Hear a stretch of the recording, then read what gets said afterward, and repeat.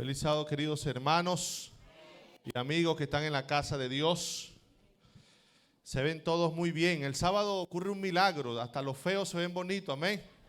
Gloria a Dios, qué tremendo.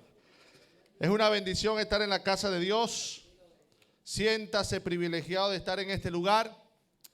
Y el Señor en esta mañana nos va a regalar su palabra. Amén. Va a hablar a nuestros corazones. Y hay poder en la palabra de Dios.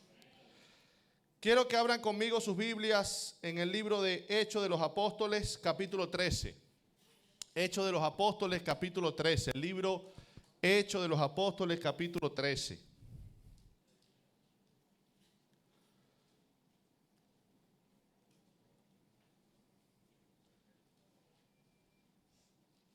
Vamos a orar. Señor, gracias por la bendición de estar en tu casa.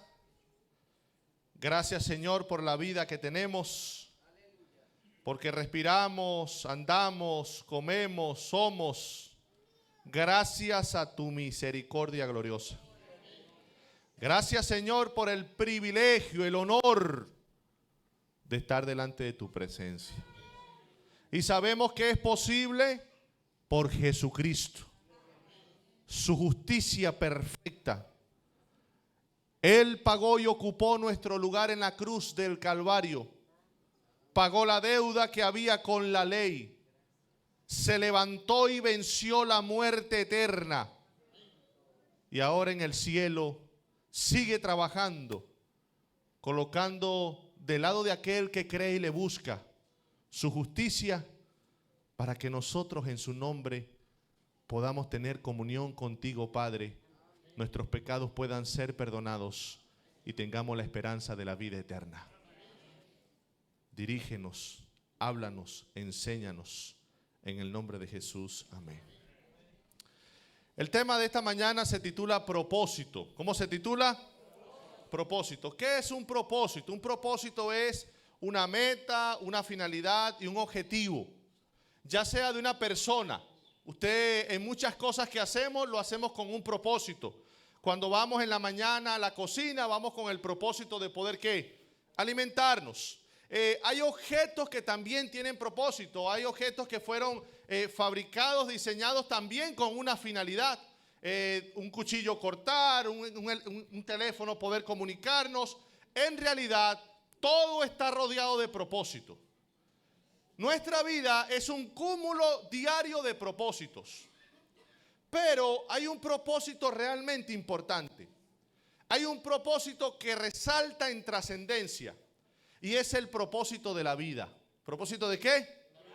De la vida.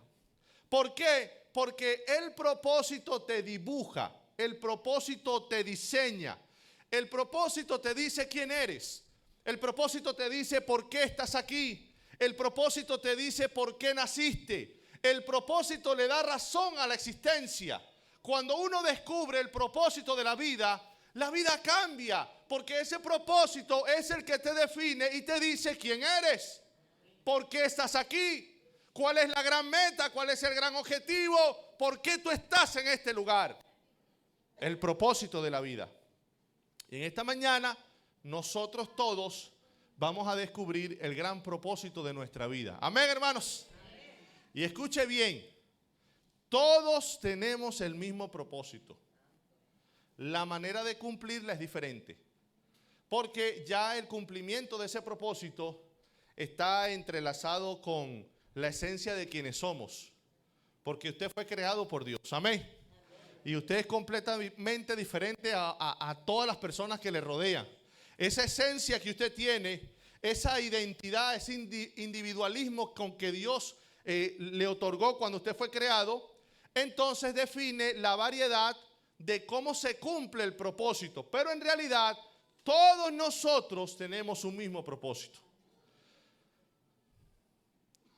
Y a lo mejor algunos lo van a recordar, algunos han perdido ese propósito en el camino, otros lo descubrirán o entenderán con una dimensión más grande el propósito de su vida.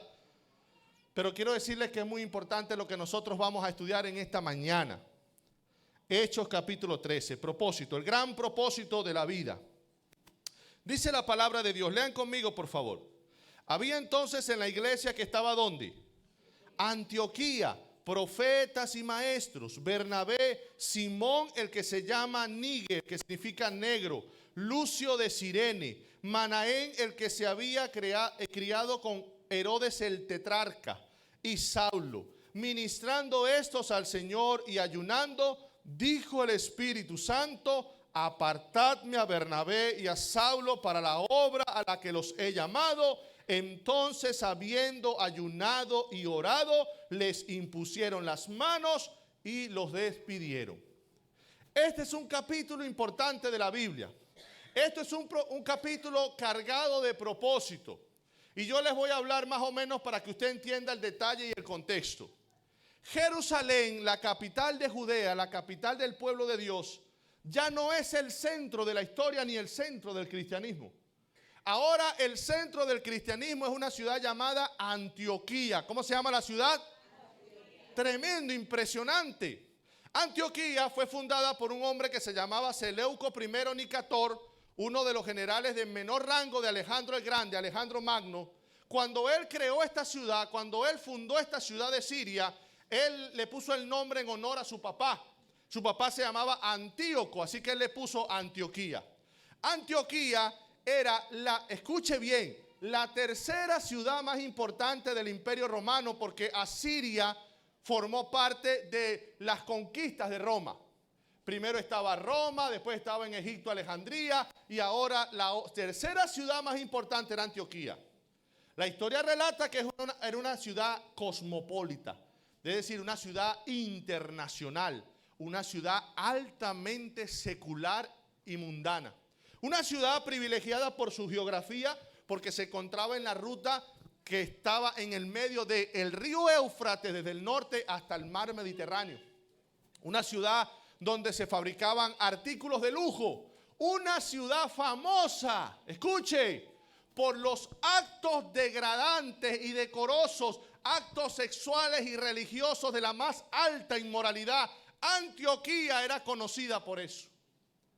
Pastor, ¿y para qué me sirve a mí saber todos esos detalles? Muy importante, porque al leer el texto nos damos cuenta que ahora Antioquía, esa ciudad tan secular, tan mundana, con tanto comercio, con tantos vicios, se ha convertido en el centro del cristianismo. Gloria a Dios. Si usted lee el libro de Hechos de los Apóstoles en capítulo 11, se va a dar cuenta que los seguidores de Cristo fueron llamados por primera vez cristianos en Antioquía. Impresionante.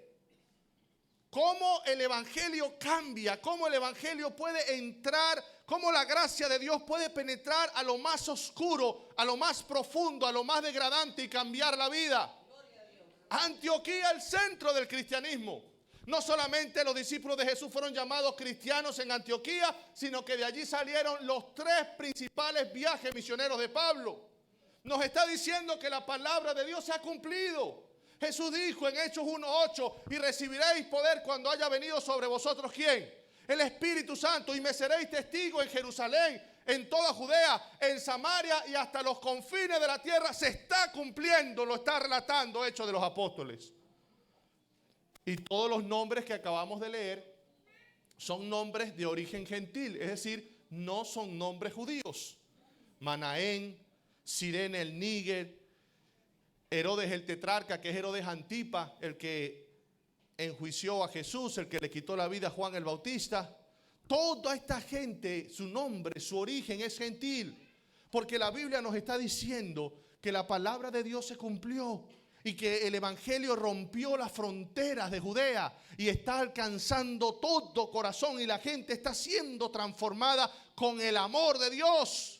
Y que la corrupción y la degradación que pueda haber en la mente, la inclinación natural hacia lo malo, por el poder de la gracia de Dios, por el poder del amor de Cristo, está siendo combatido y derrotado, y el reino de Cristo se está estableciendo en la tierra.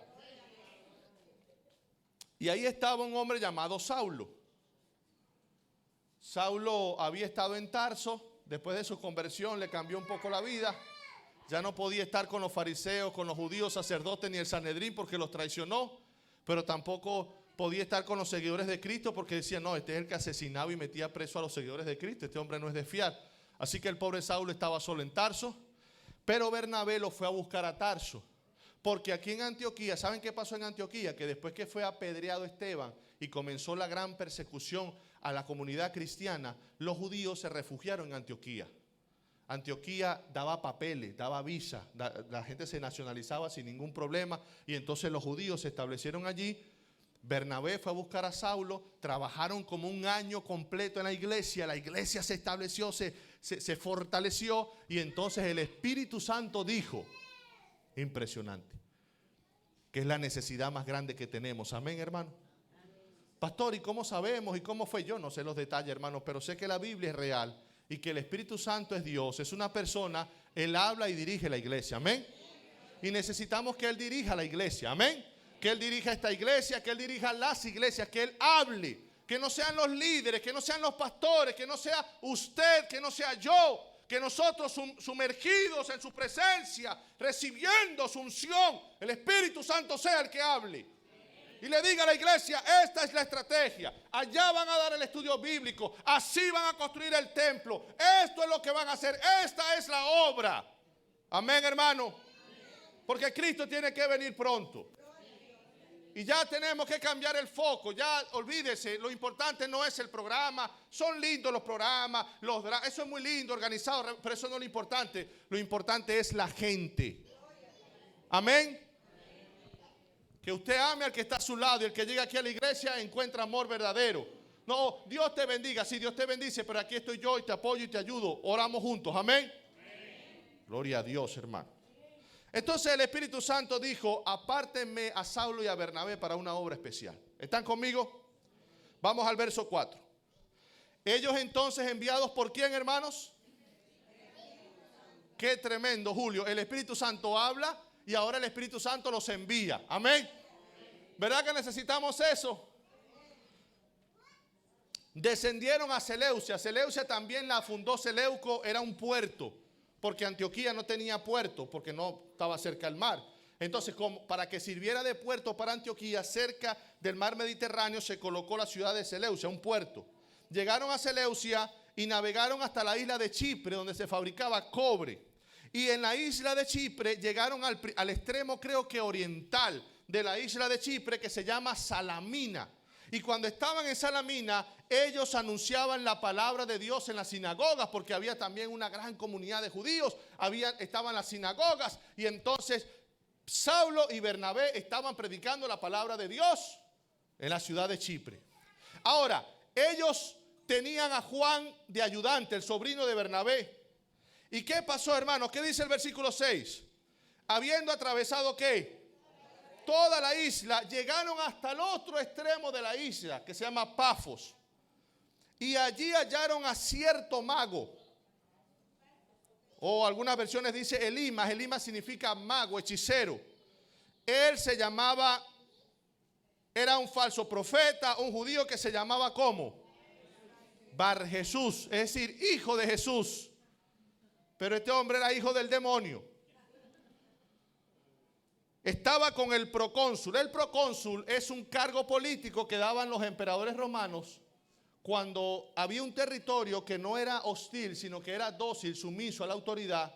No colocaban un gobernador como por ejemplo Poncio Pilato, sino colocaban un procurador porque era una ciudad más pacífica, tranquila, se dejaba gobernar. Sergio Paulo era el gobernador de la isla. Miren qué interesante. Bueno, dice que era varón prudente. ¿Varón qué? Hombre inteligente, hombre que quiere saber de Dios, hombre que quiere colocar su vida y su camino con el de Dios. Hombre prudente, llamando a quién, hermanos? A Bernabé y a Saulo, ¿qué deseaba oír? ¿Se dan cuenta por qué necesitamos ser guiados por el Espíritu Santo? Aquí en Leyland y en los lugares cercanos hay mucha gente que desea oír la palabra de Dios. Hay mucha gente que está clamando y que necesita la intervención de Dios. Por eso nosotros necesitamos la dirección del Espíritu Santo, para que Él nos diga cómo hacer y a dónde ir. Deseaba oír la palabra de Dios. ¿Y qué hacía Elimas? Pero le resistía Elimas, el mago, pues así se traduce su nombre. ¿Qué estaba tratando de hacer Elimas? ¿Qué hacía? procurando apartar de la fe al procónsul. Porque hay una realidad que es el adversario, hay una realidad que es la oposición. No es fácil, no es sencillo. Necesitamos entender que en el cumplimiento de la misión hay un enemigo que quiere apartar a las personas de la palabra de Dios. Hay un enemigo que quiere apartar a las personas del amor de Dios. Y él va a usar toda ultratagema, todo engaño, toda superstición para poder separar a las personas de la palabra de Dios. Entonces, Saulo, que también es ¿qué? Oh, interesante. Es la primera vez que en la Biblia a Saulo se le llama ¿cómo? Pablo.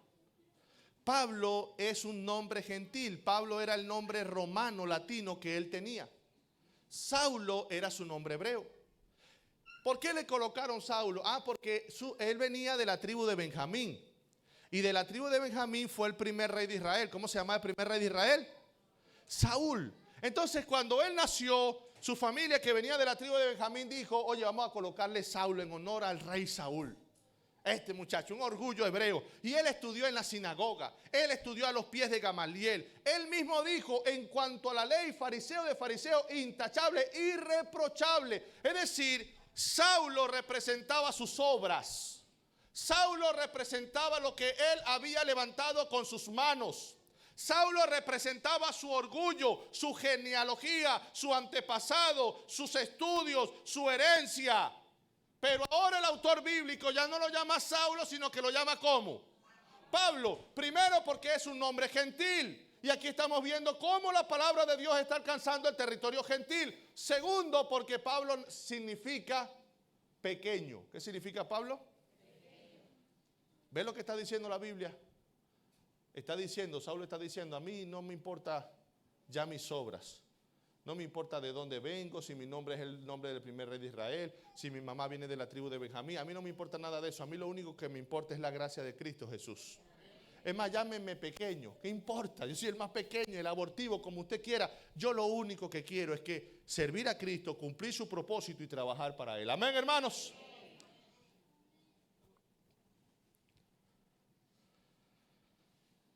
Entonces, Saulo, que también es Pablo, ¿lleno de qué? ¿Quién habló? El Espíritu Santo. ¿Quién los envió? El Espíritu Santo. ¿Y ahora quién lo llena? Gloria a Dios, el Espíritu Santo. Fijando en él los ojos, le dijo: oh, lleno de todo engaño. ¿Se dan cuenta el contraste? Pablo estaba lleno del Espíritu Santo, pero Elimas estaba ¿qué? Lleno de engaño. Oh, lleno de todo engaño y de toda maldad, hijo del diablo.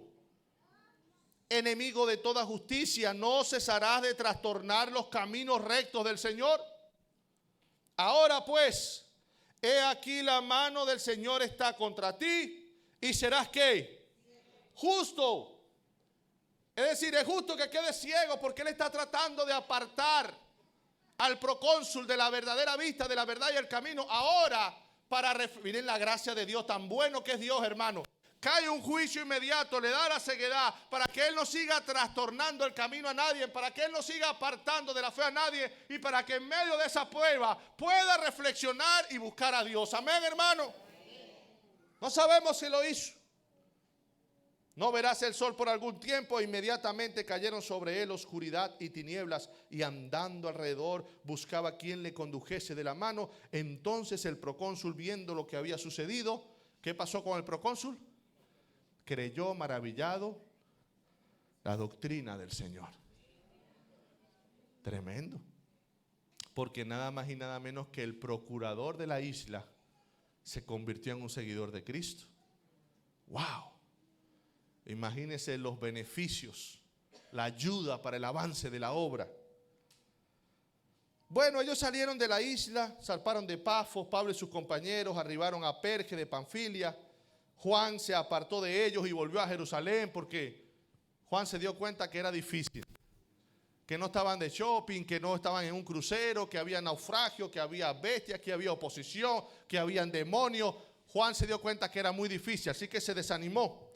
Ellos, pasando de Perge, llegaron a Antioquía. Esta es otra Antioquía, por eso la llama Pisidia, para diferenciarla de Antioquía de Siria. Entraron en la sinagoga un día de reposo, se sentaron y después de la lectura de la ley y los profetas, los principales de la sinagoga mandaron a decirle: varones hermanos, si tenéis alguna palabra de exhortación para el pueblo, hablad.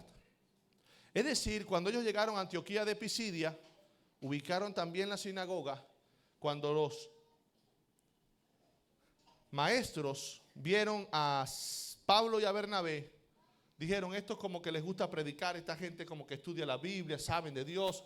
Y claro, reconocieron que eran judíos y le dijeron: mira, ¿a usted le gustaría predicar, tener hoy la lectura de la ley y los profetas? Y bueno, a Pablo le encantaba predicar y él dijo: sí, por supuesto, yo voy a predicar. Y otro detalle, les dije que aquí era la primera vez que en la Biblia se mencionaba el nombre de Pablo. Segundo detalle, es la única parte en la Biblia donde encontramos un sermón completico de Pablo, completico. Introducción, bosquejo, mensaje. ¿Qué sermón tan poderoso? Centrado, adivinen en quién, en Jesús. Amén. Un sermón tan poderoso, pastor, y de verdad fue un sermón, sí, poderosísimo, hermano. ¿Saben por qué? Porque miren lo que dice el versículo 4. Vamos a adelantarnos hasta el versículo 4. Vamos a adelantarnos hasta el versículo 4. El siguiente día de reposo se juntó. ¿Cuántas personas se juntaron, hermanos? ¿Lo están leyendo? Ese no, varón. No me confunda la gente. 13:44. Yo dije 4. O sea, yo sé que lo está confundiendo. Perdón. 13:44. Está echando la culpa al pobre Jason, ¿ah? 13:44. Y el sábado siguiente, casi toda la ciudad se juntó. ¡Wow! ¿Para escuchar qué? La palabra de Dios. Pero vino un problema, y es que los judíos, en vez de sentir gozo, alegría, comenzaron a sentir ¿qué? Celos, envidia. Porque creemos que nosotros somos aquí los protagonistas, cuando aquí el protagonista es Dios. Amén, hermano. Esta es su iglesia. El Espíritu Santo es el que toca los corazones. Esa es la palabra de Dios. Si no, no pudiera haber sermón poderoso ni llamado. Es la palabra de Dios la que está allí, hermano. Aquí nadie es protagonista. Aquí nadie es más que nadie. La obra es de Dios. Amén. Es el Espíritu Santo el que ahuyenta ese espíritu de envidia, de celo. Como que si yo tengo un lugar aquí que guardar, ¿qué reputación? Nada, hermano. Aquí la reputación es de Jesucristo. Y ahora sí, la bomba, vamos a terminar. Amén, dicen los que tienen hambre y no han ni desayunado.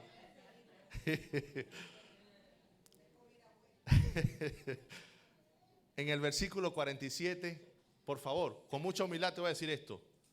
Marca ese versículo. Anótalo. Si no quieres rayar la Biblia, agarra tu teléfono y mándate un mensaje por WhatsApp. ¿Sabe que usted ahora se puede escribir usted mismo por WhatsApp? ¿No sabía eso? Usted mismo se puede escribir. Ay, yo hago eso para que no se me olviden las cosas. Mándese un mensajito usted mismo y eso ya está azul porque usted lo lee rápido. Amén. Mándese un mensaje y ponga Hechos 13:47. Hechos 13:47 está el propósito de tu vida. Santiago, en Hechos 13:47 está la razón de tu existencia y por qué tú viniste a este mundo. Hechos 13:47. ¿Qué hizo el apóstol Pablo? El apóstol Pablo, como los judíos crearon oposición, él les dijo: miren, nosotros no vamos a luchar aquí con nadie, no vamos a practicar envidia, hacerlo aquí con nadie. Si ustedes no quieren que prediquemos más, nosotros no vamos a predicar más. Nosotros nos sacudimos el polvo de nuestras sandalias y nosotros seguiremos predicando a otros lugares. ¿Por qué? Entonces Pablo, escucha, cita una profecía que está en Isaías. Y Pablo dice: porque así nos ha mandado el Señor diciendo: te he puesto para luz de los gentiles, a fin de que seas para salvación hasta lo último de la tierra.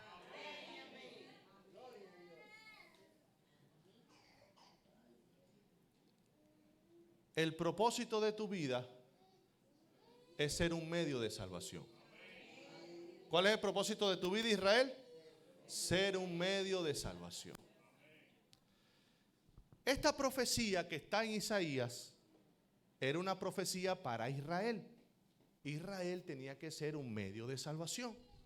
Israel recibió la herencia, la revelación, no para llenarse de orgullo y ser más especial que los demás, sino para poder ser luz y poder ser un medio de salvación para todo el que le rodeara. Amén. También era una profecía, lógico, una profecía centrada en Cristo.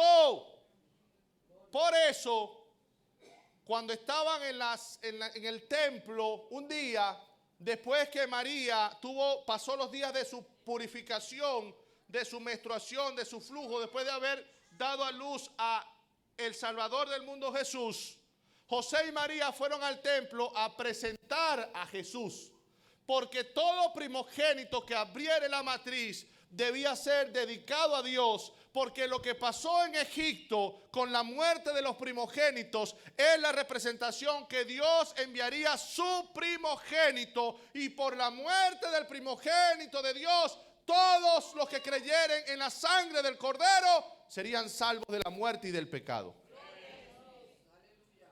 Entonces, cuando llega José y María al templo para presentar a Jesús, y el sacerdote en turno tomaba al bebé en las manos, lo levantaba y lo presentaba delante de Dios, y había un libro donde se anotaba el nombre de los primogénitos. Cuando José y María llegaron, el sacerdote en turno, que tomó al bebé Jesús y lo levantó, no sabía que en sus manos tenía al creador del universo. Miren qué misterio, hermano, miren qué misterio, miren qué condescendencia, qué sacrificio, qué humillación, lo que Cristo hizo para salvarnos. En un niño ahí balbuceando, el creador del universo, él lo tenía en sus manos. El salvador de la raza humana, el rey soberano del cielo. Lo levantó, lo presentó y no entendió absolutamente nada. ¿Saben por qué? Porque no tenía al Espíritu Santo. Porque veía las cosas con los ojos humanos. Y cuando José y María llegaron, José y María eran pobres. ¿Cómo eran José y María? Si eran pobres, por eso es que cuando ellos huyeron a Egipto para que el rey Herodes no matara a Jesús, ellos pudieron ir a Egipto con los regalos que trajeron los sabios del oriente. El oro, la mirra y el incienso, pero ellos no tenían dinero. ¿Cómo podían costear ellos un viaje tan costoso? Entonces José y María eran pobres porque dice la Biblia, Lucas capítulo 2, que el sacrificio que ellos trajeron eran 2 palomitas, porque era el sacrificio más pobre. Y nosotros somos así, nosotros nos dejamos llevar por lo que nuestros ojos ven. Y catalogamos a la gente por lo que tiene, en dónde viene, cómo se ve. Pero en el templo habían 2 personas que estaban llenas del Espíritu Santo. Había un viejito que se llamaba Simeón, que Dios le había dicho, tú no te vas a morir hasta que tus ojos vean al Salvador de Israel. Dice la Biblia que estaba lleno del Espíritu Santo. Es lo que necesitamos, hermano. Y el Espíritu Santo lo llevó al templo. Tremendo Dios. Y cuando Simeón está en el templo, lo que el sacerdote no vio y lo que la gente no vio, él sí lo vio. Oh, qué alegría, agarró a Jesús, lo levantó, alabó a Dios. Y él dijo, Él es luz para los gentiles, salvación para Israel y hasta el fin del mundo. ¿Por qué? Porque se está recordando de la profecía de Isaías que está citando Pablo, y que el centro de la profecía es Cristo, porque Israel podía ser luz para el mundo si tiene a Cristo. Y ahora la profecía que está en el Antiguo Testamento para Israel y para Jesús, Pablo la está tomando para él. ¿Pablo la está tomando para quién? Para él. Yo no voy a perder el tiempo aquí. Yo sé cuál es mi propósito. Yo debo ser un medio de salvación. Dios me ha puesto para que yo sea luz para los gentiles, para que yo sea un medio de ¿qué? De salvación. Voy a terminar con 3 historias. Colócame la presentación, Jace.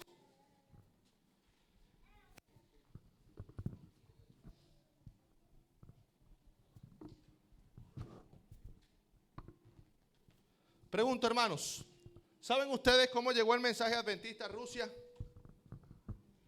¿Conocen la historia? ¿No? ¿La quieren saber? Entonces son chismosos, ¿no?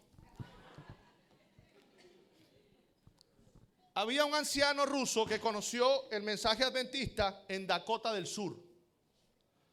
Cuando él conoce el mensaje adventista en Dakota del Sur y él se encuentra con Dios y Dios le cambia la vida, era un borracho, un hombre aventurero, un hombre del mundo, solitario, pero Jesús, el amor de Dios, lo cambió. Amén. Él decide y dice, ¿cómo hago yo para llevar este mensaje a mi país? Porque era un país comunista. Y otro problema que tenía el viejito era que no tenía ¿qué? No tenía dinero. Dice la historia que el viejito vendió sus botas. ¿Vendió sus qué? Sus botas. No me pregunte si se fue descalzo, yo no me sé, esos detalles no están, pero vendió las botas. Con la compra de las botas, que a lo mejor eran unas Jordan, ¿verdad? Porque pudo comprar unos boletos en barco. Con la venta de las botas, compró un boleto en barco, se montó y llegó a Rusia. Cuando llega a Rusia, que se trajo bastante literatura de la iglesia adventista, él llega a Rusia y ahora dice, ay, ¿ahora cómo predico? ¿Y ahora cómo predico? Porque aquí el comunismo no se puede predicar esto. Entonces el viejito, se le ocurrió una idea y se fue al mercado. ¿Se fue a dónde? Al mercado, a la pulga mexicana. No sé si hay una pulga cubana, una pulga dominicana, no. ¿También hay? Bueno, usted me entiende, se va al mercado. Y el viejito era Charlie, el viejito era tramposo. Porque el viejito se paró en un lugar muy concurrido, tomó la literatura y adivinen qué hizo, se hizo pasar por ciego. ¿Se hizo pasar por qué? Por ciego. Y se paró allí en el mercado con la literatura adventista. Y cuando la gente pasaba, él la tocaba y le decía, oye, tú serías tan amable, yo necesito que alguien me lea esto. Y la gente se paraba y comenzaba a leer la revista. No sé el detalle, hermano. Puede ser que, me imagino que ya estaba en ruso. Interesante, nunca me había hecho esa pregunta. Y el Espíritu Santo fue tocando el corazón de la gente y la gente se convirtió.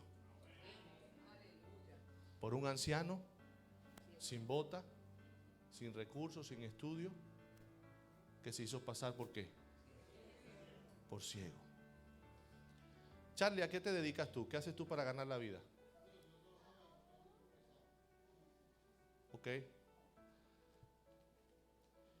Miren, lo que usted hace ahorita para ganarse la vida, usted no vino a este mundo para hacer eso. Usted trabaja y es un trabajo digno. Julio, tú que manejas el transporte allá en el aeropuerto, tú no viniste a este mundo para, y no estoy diciendo que sea algo denigrante, algo muy importante, pero lo que quiero decir es, ese trabajo es para ganarse el sostén. Ese trabajo es para mantener a su familia. Pero tu propósito es ser un medio de salvación. Porque cualquiera maneja un bus, cualquiera construye una casa, cualquiera trabaja en el chirró, cualquiera trabaja y maneja una troca. Eso lo puede hacer cualquiera. No puede tener sentido que yo vine a este mundo nada más a manejar una troca. No puede tener sentido que yo nada más vine a este mundo a trabajar construcción. Eso no tiene sentido que yo vine a este mundo a limpiar una casa. Eso no tiene sentido. Ese es el trabajo con el que sostengo mi familia. Ese es el trabajo con el que yo mantengo mi hogar. Porque hay que trabajar, porque hay que pagar, porque hay que mantener. Pero mi propósito es ser un medio de salvación. Vine a este mundo como un plan de Dios. Hay un plan de Dios para mí, más trascendente, más importante. Lo que hago es para sostenerme, pero mi propósito es ser un medio de salvación. Segunda historia. Esa foto es en Venezuela, en un lugar que se llama La Gran Sabana. Eso es frontera con Brasil. Allí yo me estoy dirigiendo a una comunidad indígena que se llama Parcupí. Toda esa ruta, hermano, es una ruta, es como que si usted estuviera manejando hacia la luna. Eso es un lugar muy hostil. Ahí abunda la minería de oro. Y usted sabe que donde hay oro, hay vicio, hay maldad. Eso es tremendo. El presidente de la conferencia, yo era el encargado de evangelismo, me dio ese Toyota que tiene, son esos carros estándar, pero que vienen con dos palancas, con dos cloches. Y me dijo, mira, vea para Cupí, yo nunca había ido para ese lugar. Eso tú agarras por allá una sola ruta y usted llega allá a Los Caribes, allá pregunta, allá estaba un pastor indígena que me estaba esperando. Comenzó el viaje. 8 horas en ese Toyota. 8 horas. En una carretera realmente hostil. Comenzó a llover, llegamos a un lugar donde en la carretera pasaba un salto de agua, es decir, una caída de agua, pasaba por el camino y caía. Y yo decía, pero no, ¿será que me equivoqué? Retrocedí, había una casa en el camino y pregunté, mira, yo voy hacia Los Caribes, ¿esta es la ruta? No, esa es la ruta, sigue derecho. Decía, pero ¿cómo yo voy a pasar y que esa causa fuera un submarino? Había un muchacho moreno con nosotros, alto, entonces le dije, hermano, usted le toca camino y usted atraviese, si usted pasa, podemos pasar. Él pasó, el agua le llegó por la cintura, yo más o menos calculé, logramos pasar. Llegamos de noche a Los Caribes, yo no sabía hacia dónde iba. Una persona que estaba en una esquina le pregunté, mira, ¿tú sabes dónde queda San José de Guadamapá? Ah, mira, San José queda por aquí. Yo no sabía hacia dónde iba, hermano, habían pozos de agua por todos lados. En una oportunidad del viaje, recuerdo con toda claridad, que el Toyota cae en un hueco. Yo sentí, familia, como que si el Toyota me hubiese caído encima. Pero algo milagroso pasó. El Toyota cae en el hueco, casi que el parabrisas se sumerge en el cauce del agua y como un acto milagroso por la propia inercia cae en el hueco. No se va, sino que se vuelve a levantar y salimos. Aleluya. Llegamos a un lugar donde no solamente por lo difícil, sino también por mi falta de pericia, se quedó trancado el carro.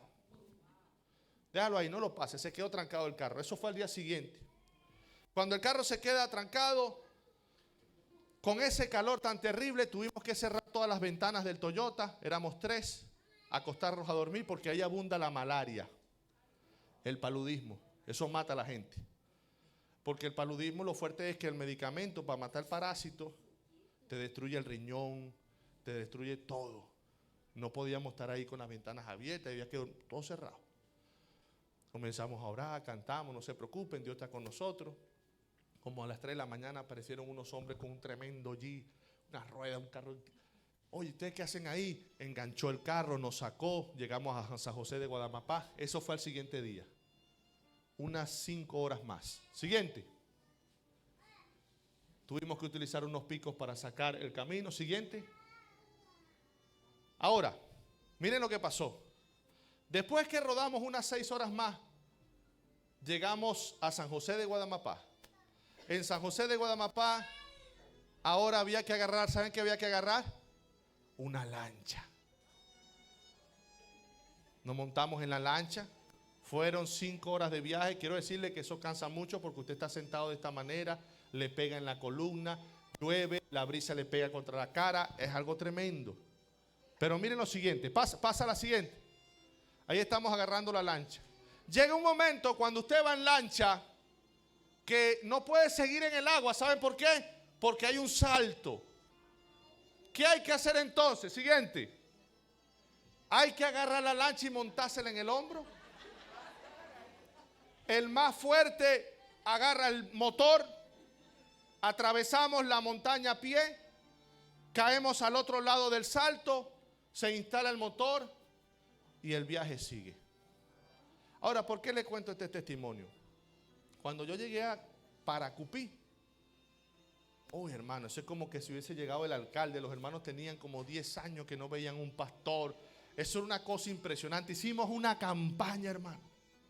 La casita pastoral era una casita de madera. Dentro de la casita de madera yo levanté una carpa porque recuerden, tenía que cuidarme del paludismo. Cuando iba al baño, en el baño había murciélagos, vampiros por todos lados. Hasta las ganas de hacerse le quitaba a uno.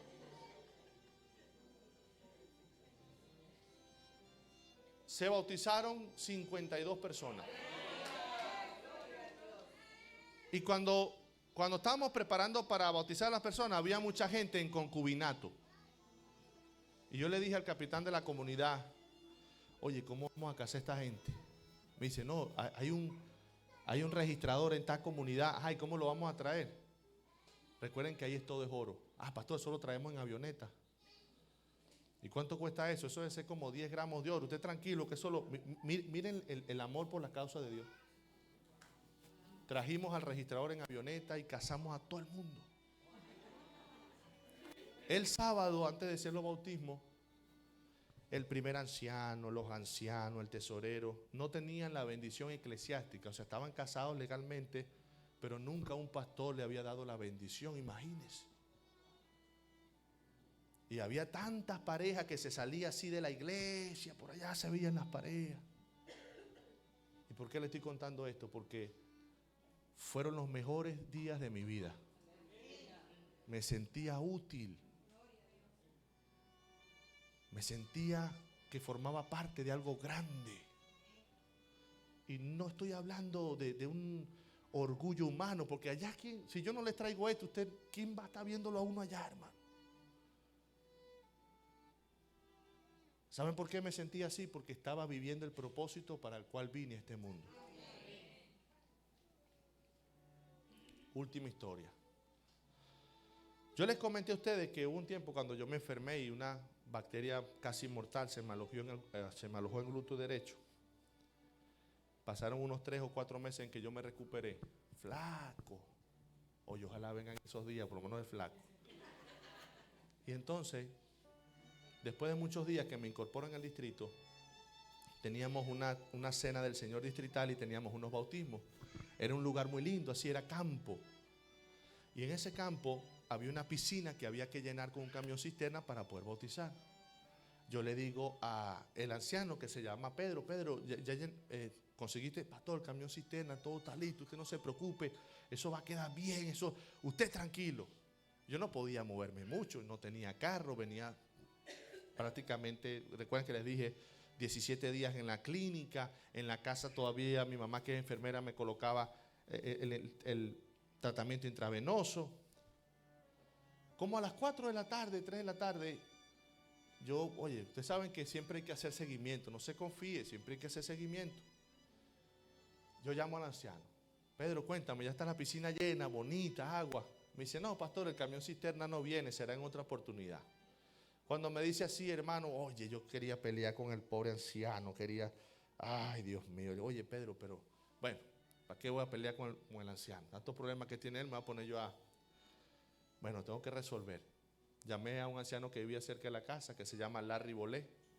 Larry, ven a buscarme, vamos a resolver este problema. Ya eran como las 5:30, 6 de la tarde. Ustedes saben que los viernes, no sé en su país, pero en Venezuela los viernes como que se suelta el diablo. Eso es rumba por todos lados, música, alcohol, allá, el carro, aquí, el tráfico, los motorizados, es como que se suelta el diablo. Y en ese ambiente, hermano, nosotros tratando de pescar, ver un camión cisterna, vimos uno, lo seguimos, llegamos al lugar del llenadero. Cuando llegamos al lugar del llenadero, había una música allí bien fuerte, habían unos 4 de los que manejaban el camión cisterna jugando dominó, tomando cerveza. Y le preguntamos, mira, yo soy pastor, yo necesito un camión cisterna. Mira, el único que te pueda, nosotros de aquí no nos mueve nadie. El que acaba de llegar fulano, él está allá adentro, de hecho él es el coordinador, si quieres ve a hablar con él. Voy a hablar con el hombre y le digo, mira fulano. Y entonces me dice, pastor, no se preocupe, yo le voy a llenar la piscina, pero mañana. Oye, pero brother, esto es muy importante. No, yo le estoy hablando serio. Yo voy y se lo lleno mañana. Le voy a cobrar tanto, ok. Cuando salgo, veo que Larry Bolé está viendo a los que están jugando dominó. Y lo veo así como triste. Tiene los ojos aguados. Y le pasó a Larry, como que tiene ganas de jugar dominó y se hace Yo me la acerco y le digo, Larry, ¿qué pasó? Usted me dice, mire, pastor, eso que está ahí era mi vida antes. Yo salía de mi casa y yo no sabía cuándo volvía. Tremendo problema con mi esposa, mis hijos abandonados, gastaba todo el dinero. 1, 2 semanas después, yo no sabía cuándo regresaba, pastor. Esa era mi vida. Y ahora estoy aquí con usted, como unos locos, buscando un camión cisterna para que llene una piscina, para que la gente se bautice. Estoy contento con lo que Dios ha hecho por mí, pastor. Familia, escúchame bien. Si tú no comienzas a vivir el propósito de tu vida va a ser amargada, insípida, gris y sin sentido. Aunque tengas dinero, aunque vayas a la playa y la pases súper bien, aunque tengas grandes logros, no vas a ser feliz. ¿Por qué? Porque no estás cumpliendo el propósito para el que viniste a este mundo. Tú viniste a este mundo para ser un medio de salvación. Para que la gente con quien trabajas, tú seas luz para ellos. Cuando tú vas al Walmart, cuando tú vas a cualquier lugar, tú eres un medio de salvación. Tú bendices, amén, hermano. Tú estás enfocado, tú no estás perdiendo el tiempo. Tú sabes que tienes un trabajo. Tú sabes que eres un obrero. Tú sabes que estás trabajando como nunca trabajaste en tu vida. Pero eso no fue para lo que yo nací. El trabajo que hago es digno. Soy herrero, soy carpintero, es digno. Pero yo no nací para esto. Yo nací con algo más significado, con más trascendencia, con más importancia. Ser un medio de salvación. ¿Cuál es nuestro propósito, hermanos? ¿Cómo lo cumpliremos? Es diferente. Usted no tiene que ser pastor para ser un medio de salvación.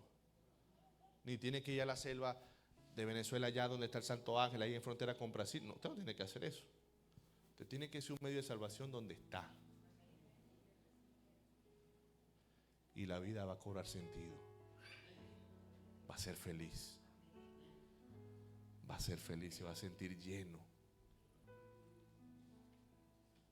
Porque Dios te está guiando. Eso es lo que necesita la iglesia. Y eso es lo que tú y yo necesitamos. Todos los días cumplir con el propósito de nuestra vida.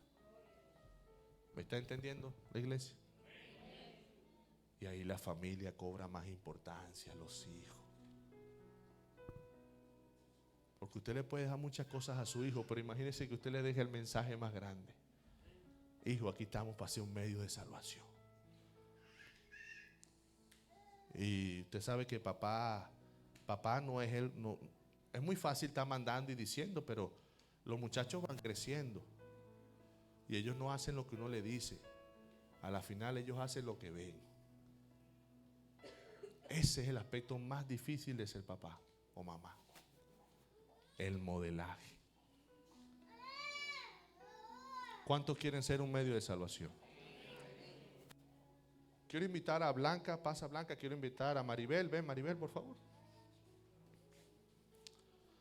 Colóquense aquí al lado mío. Ellas dos van a ser hoy bautizadas, amén. Hoy ellas van a vivir una experiencia muy linda. Maribel, como una hija pródiga, regresa a Cristo. Blanca se entrega a Dios, le dará su vida en el bautismo. Algo sencillo, ante la vista humana. Una piscina normal, con agua fría, por cierto.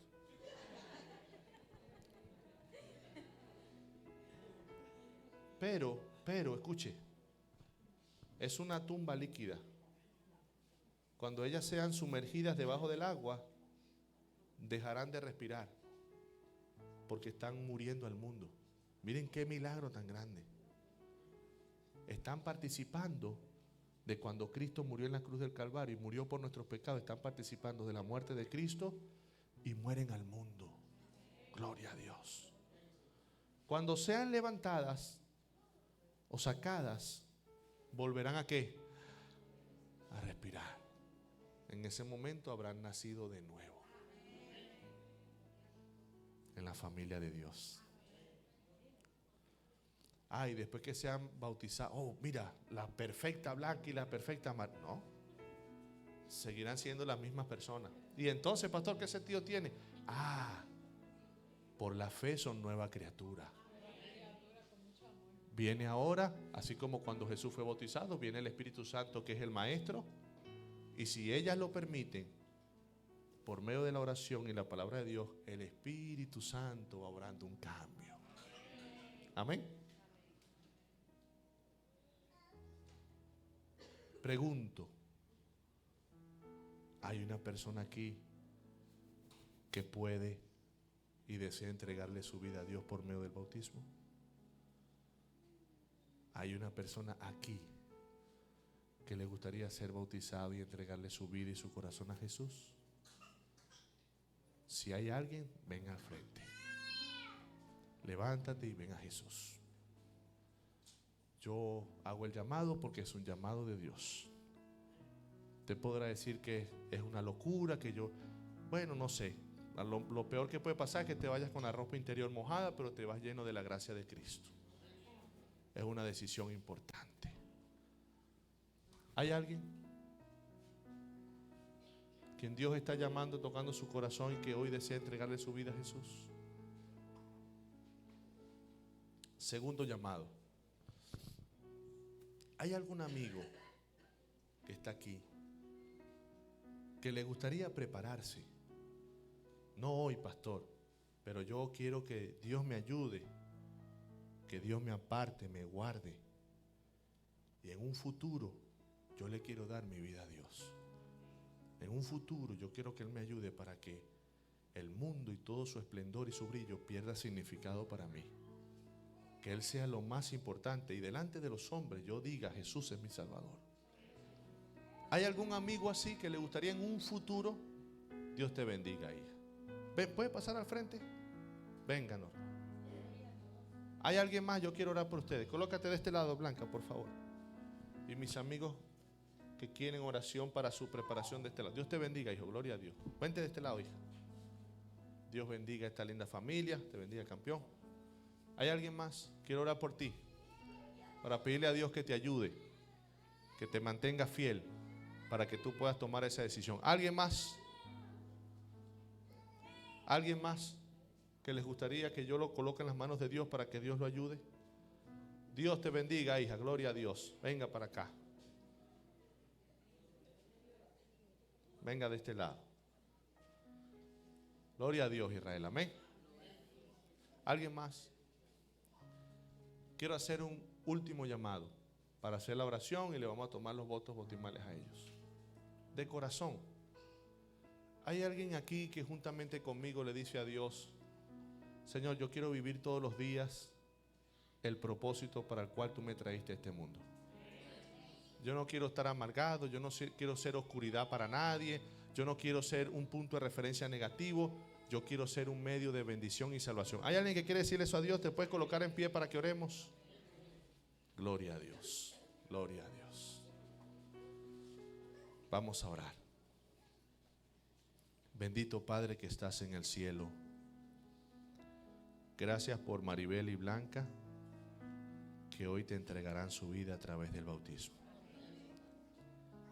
Manténlas en tus manos de amor, guárdalas bajo tu poder, dirígelas siempre para que se mantengan firmes y fieles, para cuando Jesús, su Rey soberano, por el cual ellas están tomando hoy esta decisión, las encuentre y puedan heredar la vida eterna juntamente con Él.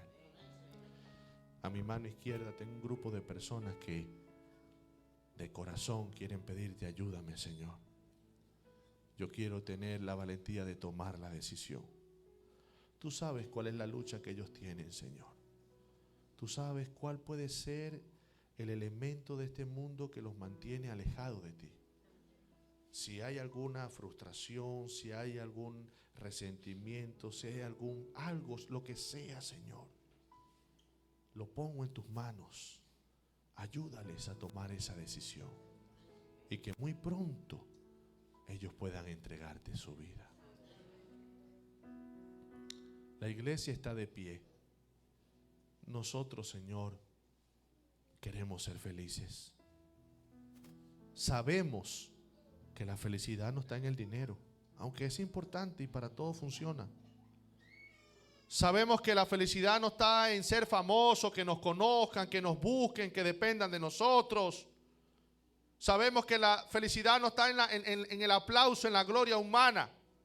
Que la felicidad no está en el placer de este mundo.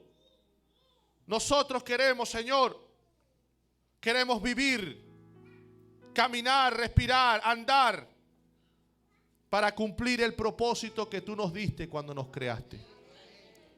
Entender que nuestro trabajo forma parte esencial de nuestro sostén y crecimiento, pero no es la razón para la cual vinimos a este mundo. Vinimos a este mundo para, en las manos de Cristo, en la presencia de Cristo, bajo el gobierno absoluto de nuestro Salvador Jesucristo, ser un medio de salvación. Para que cada día tenga un significado maravilloso. Para que todos los días sepamos por qué estamos aquí, a dónde vamos y qué es lo que tenemos que hacer. Bendice a tu iglesia. Bendice a todos los que estamos aquí. En el nombre de Jesús. Amén. Amén. Pueden